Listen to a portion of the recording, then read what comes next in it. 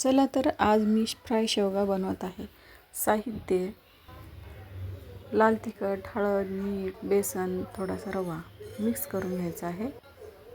एकजीव सगळा करून घेऊन त्यात थोडंसं पाणी घालून ओलं करून त्याच्या शेवगा घालून भिजवून घ्यायचा आहे.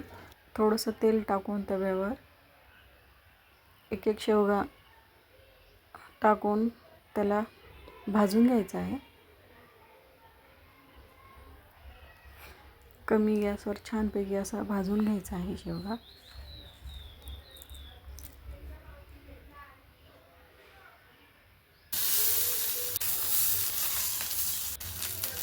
आणि लागेल तसं तेल टाकून घ्यायचं आहे.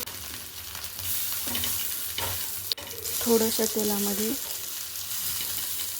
छान होतो शेवगा. त्याला परतून घ्यायचं आहे.